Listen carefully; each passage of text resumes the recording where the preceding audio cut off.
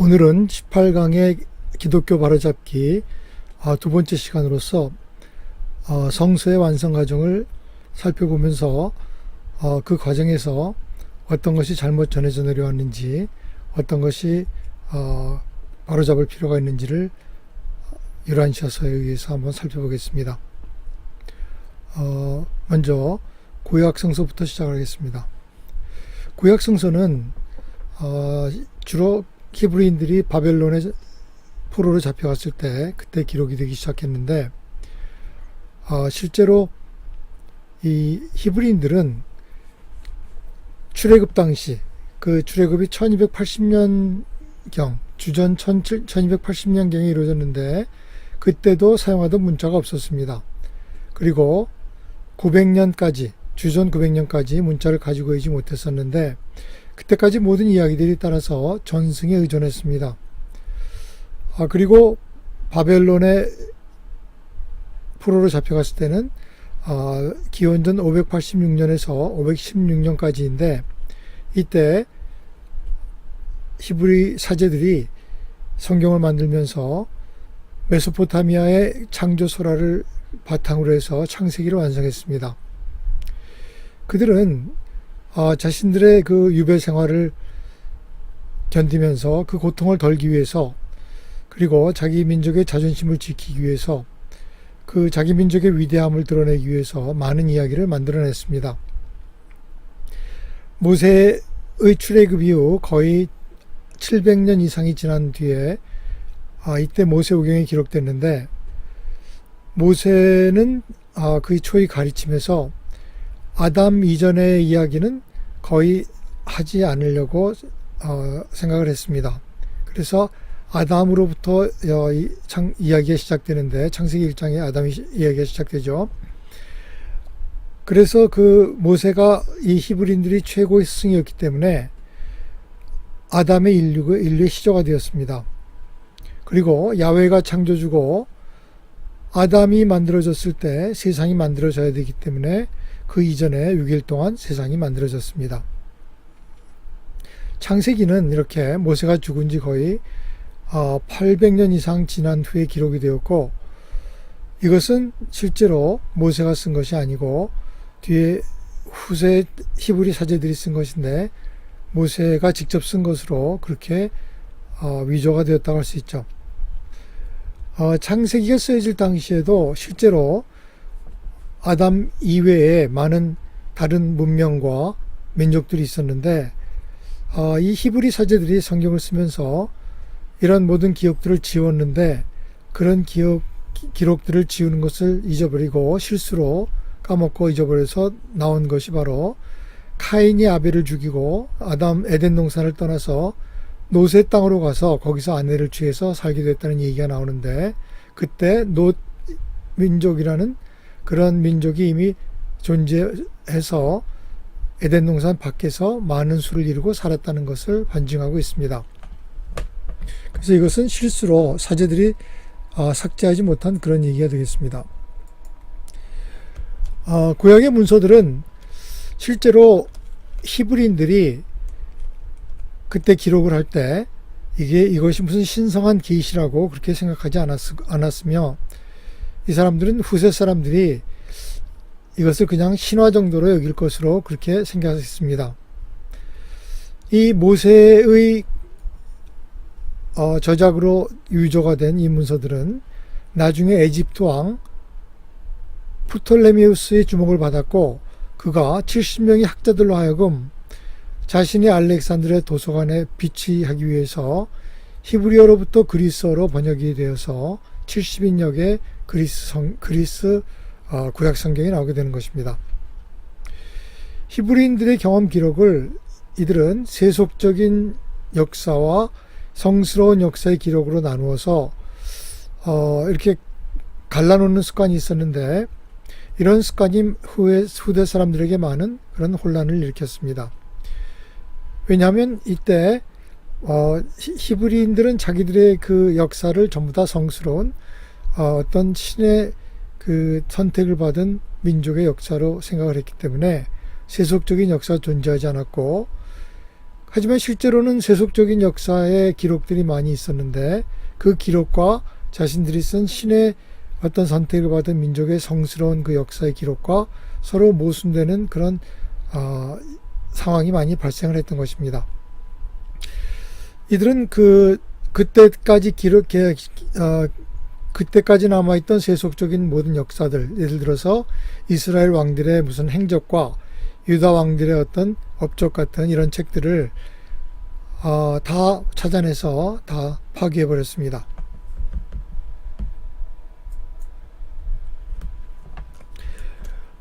히브리 나라가 파괴되고 그들이 메소포타미아의 포로가 된 일은 만약 사제들이 이렇게 어떤 의도적인 그런 자기 민족을 높이려는 그런 시도가 없었다면 그들이 신학을 발전시키는데 큰 발전 시기가 될 수도 있었을 텐데 이들이 바빌로니아 제국의 그 침략에 맞서 무너져서 모두가 포로로 잡혀나가고 또 이때 나타난 많은 그런 선지자들이 야훼를 민족의 신에서 세계의 모든 민족을 위한 그런 신으로 새로 공표함에 따라서 이 사제들이 어떤 자기들의 자존심에 그 상처를 입고 이들은 유대 민족을 다시 하나님의 선택된 백성으로 다시 설립하기 위해서 그 많은 전설들을 만들어냈고 그런 세속적인 역사들은 다 지워버리려고 시도를 했던 것입니다. 예를 들어서 성스러운 역사와 세속적인 역사의 차이점은 구약 성경에 나오는 다윗이 왕이 되는 과정에 대한 두 가지 다른 이야기에도 잘 나타나 있습니다. 다윗의 직속 부하들, 그러니까 다시 말해서 그의 군대가 그를 왕으로 만드는 세속적인 이야기가 나오는데 그 이야기하고 후에 제사장들이 준비한 아주 장황하고 산문적인 성스러운 역사 기록이 이중으로 기록해 놨게 됩니다. 이 성스러운 역사 기록에는 예언자 사무엘이 신의 지시에 따라서 사울을 그의 형제들 가운데 선택하고 아주 엄숙한 의식으로 아주 정교한 식순을 따라서 히브리인들이 왕으로 기름을 부은 후에 사울의 후계자로 선포한다는 그런 내용이 포함되어 있습니다. 그런데 제사장들은 이런 이스라엘과 신의 기적적인 관계에 대한 허구적인 이야기를 만들어내면서 기록에 이미 있었던 그런 역사적, 사실적인 이야기들을 다 지우지 못하고 삭제하지 못한 경우가 많이 있었습니다. 이번에는 신약 성경의 기록의 배경에 대해서 보겠습니다. 구약 성경과 마찬가지로 신약 성경도 여러 저자에 의해서 오랜 기간에 걸쳐서 기록된 책들로서 아주 복잡한 역사를 통해서 집성되고 편찬되고 또 인정을 받게 됩니다. 교회는 실제로 신약 성서의 어느 부분도 갖지 못한 채 예수님이 돌아가신 이후 거의 30-40년 동안을 기록이 없이 지내게 됩니다. 물론 부분적인 기록이 있었지만은 이런 공식적인 그런 성경이 없었다는 얘기죠. 신약의 정경이 나타나지 않는 것은 초대 교회들이 종말론적인 그런 사상으로 해서 곧바로 예수님이 와서 재림이 일어날 텐데 그런 걸 다 기록하는 것이 무슨 소용이 있느냐는 그런 생각에서 필요를 느끼지 못했고 오랜 그 시간이 지난 뒤에 예수님이 다시 오시지 않고 이런 어떤 행적에 대한 기억들이 다 사라져갈 때쯤 실제로 이제 기록의 필요를 느낄 때가 있어서 그때부터 시작되었는데 가장 먼저 기록된 것이 마가복음이고 그것은 기원 후 60년대의 이야기입니다. 그러니까 예수의 사후 30년가량이 지난 후에 구전의 시대를 거쳐서 이루어졌다고 보겠습니다. 그때까지 수많은 문서들이 떠돌아다니고 나중에는 사복음서만이 인정을 받게 됩니다. 하지만 사복음서에도 서로 다른 부분이 많이 있습니다. 예를 들어 마태복음과 요한복음은 예수님의 족보가 서로 다릅니다. 요한복음은 예수가 성전을 정화한 사건을 예수의 생애 초기에 두었고 반면에 세 복음서는 말기에 두었습니다. 이런 이야기 이외에도 여러 가지 다른 묘사가 서로 다른 성경에서 나오고 있습니다. 우선 마가복음의 기록 상황을 알아보겠습니다. 마가복음은 최초의 복음서로서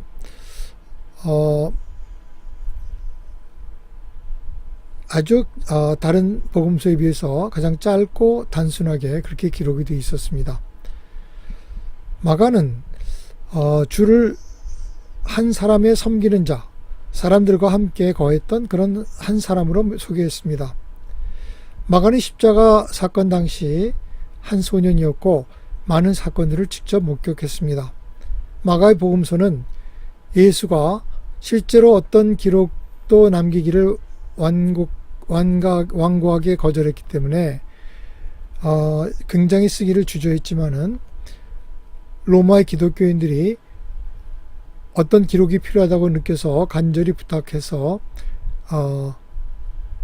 만들어지게 된 그런 복음서인데 베드로의 그런 기억을 많이 의존했기 때문에 베드로에 의한 복음서라고도 할 수 있습니다. 마가는 처음에는 베드로와 그리고 나중에는 바울과 함께 활동을 했습니다.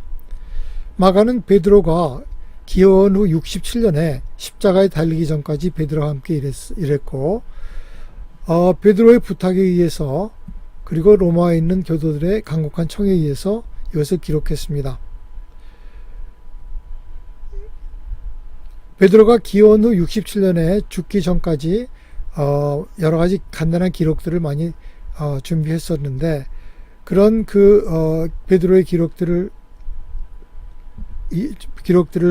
베드로한테서 받고 또 베드로가 이렇게 승인한 전체적인 윤곽을 따라서 베드로가 죽은 직후부터 이 복음을 쓰기 시작했습니다. 그리고 이 복음은 기원 후 68년 말경에 완성이 되었습니다. 마가는 자신의 기억과 베드로의 그런 도움을 받아서 이 복음서를 완성했습니다. 이 기록은 그 후에도 상당히 많이 변경되었는데 수많은 구절이 삭제되고 실제로는 후에 전체 5분의 1 정도의 문서가 사라져서 나중에 그 5분의 1 정도가 다시 후대 사람들에 의해서 써져서 끼워 맞춰지게 됩니다.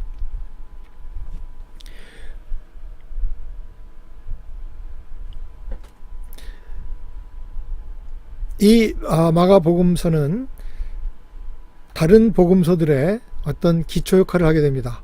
제일 먼저 기록이 됐기 때문에 이 기록을 근거로 다른 많은 복음서들이 또 기록이 되게 됩니다. 둘째, 마태복음. 소위 마태에 의한 복음서라고 불리우는 이 복음서는 유대인 그리스도인들을 위해서 쓰여진 글인데 이들을 교화시키기 위해서 쓰여진 주의 일생에 관한 기록입니다. 이 기록의 저자는 다시 말해서 이 기록의 저자는 사실 마태가 아니고 이 마태복음은 마태의 제자들 중에 하나인 이사도르라는 사람이 이것을 기록했는데 이 모든 이야기가 마태가 주의 말씀이라고 기록한 노트, 이것은 현대 성경학자들이 소위 큐문서라고도 불리는데 이 마태의 기록과 그리고 자기 자신의 어떤 그 기억을 합해서 이사도라는 사람이 마태복음을 기술하게 됩니다.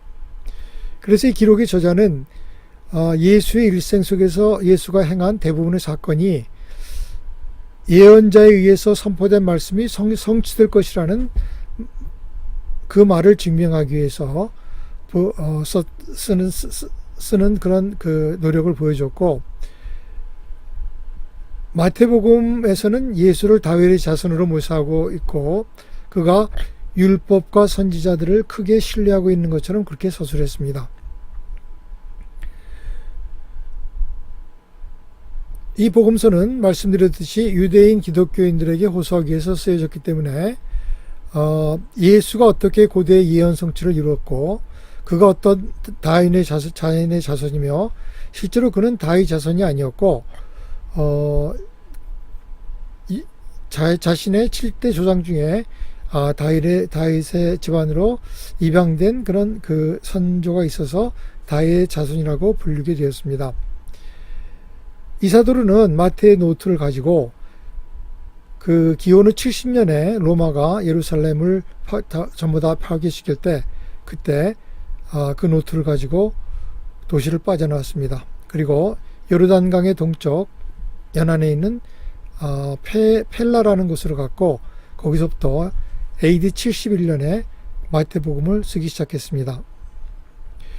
그런데 이 글을 마태의 복음이라고 그렇게 이름을 붙인 것은 속이려는 의도는 전혀 없었고 그 당시에는 이렇게 하는 것이 제자들이 스승에게 경의를 표하는 그런 당시의 관습이었다고 합니다. 다음에는 누가복음입니다. 피시디아의 안디옥의 의사였던 누가는 바울에 의해서 개종된 그런 이방인이었었는데 주의 일생에 대해서 다른 복음서와는 아주 다른 이야기를 기록했습니다. 그는 주후 47년 바울을 추종하기 시작해서 예수의 일생과 가르침에 대해서 바울로부터 들은 그런 이야기들을 기록을 했습니다. 따라서 이 누가복음은 바울의 복음서라고 부를 수도 있는데 바울뿐만이 아니라 다른 많은 사람으로부터 많은 사실을 수집해서 예수 그리스도 주님의 은혜에 대해서 많이 기록하고 보관했습니다. 누가는 주를 세리들과 죄인들의 친구로 묘사했고 바울이 죽기 전에는 자신의 많은 단편적 기록들을 복음서로 조직화시키지는 않았습니다. 그리고 바울이 죽은 후에 그가 가지고 있던 기록들을 꽤 맞춰서 AD 82년에 그리스의 북서 펠로폰네소스 아케아에서 복음서를 썼습니다. 그는 예수가 세리와 죄인의 친구라고 소개를 했고 대중의 편에 선 사람이라고 했습니다. 누가는 그리스도와 그리스도교에 관한 역사를 다루는 3권의 책을 쓸 계획을 가지고 있었는데 그의 두 번째 책인 사도행전을 완성하고 기원후 90년에 죽었습니다. 복음서의 편집을 위한 재료로서 누가는 처음에는 바울이 자기 체험과 관련시켜 말하였던 예수 일생에 대한 자료에 의존했었는데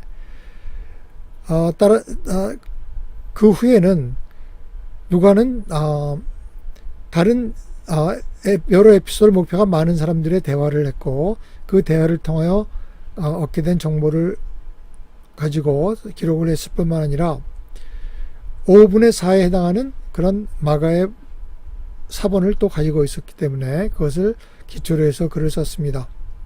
그리고 또 이사도라의 글과 그리고 기원후 78년 안디옥에서 세데스라고 하는 한 신자가 쓴 간단한 기록도 가지고 있었습니다. 그리고 사도 안드레의 것으로 여겨지는 종합적이고 많이 편집된 기록들의 사본도 또 가지고 있었습니다. 이 모든 걸 종합해서 누가복음을 완성하게 됩니다. 요한복음서에는 다른 기록들에서 볼 수 없는 유대 지역과 예루살렘 근동에 있는 예수의 활동들이 많이 기록되어 있습니다. 이것은 세베대의 아들 요한에 의한 복음서라고 불렸으며 비록 요한이 직접 복음서를 쓰지는 않았지만 그의 영향에 의해 이루어진 것은 사실입니다. 이 복음서가 첫째로 쓰인 이후 요한이 자신이 직접 쓴 것처럼 보이기 위해 수차례에 걸쳐 편집이 되었습니다. 이 기록이 작성될 때 요한은 다른 복음서를 갖고 있었는데 이 다른 복음서에 많은 내용들이 생략되고 또 잘못 기록된 것을 발견하고 101년에 케사리아에서 온 그리스 유대인인 자기 친구 나단을 설득해서 이것들을 기록하게 만들었습니다. 요한은 자기가 기억하고 있던 모든 재료들을 그에게 제공을 했고 이미 쓰여진 3권의 기록도 참고하게 했습니다. 요한이 직접 쓴 기록은 없습니다. 요한 일서라고 알려진 서신서는 그가 직접 쓴 것인데 그것은 그의 지시에 따라 나단이 기록한 그런 요한복음서의 서원에 해당하는 편지였습니다.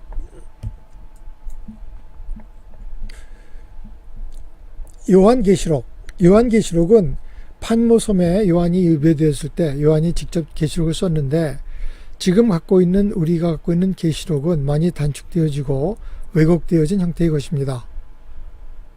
이 계시록은 엄청난 계시의 잔존하는 단편들을 포함하고 있었는데 요한이 이것을 기록한 후에 많은 부분들이 실종되었고 어떤 부분들은 고의로 제거되기도 했습니다. 따라서 그것은 단지 단편적이고 다른 것이 섞여진 상태에서 보존되어 왔습니다.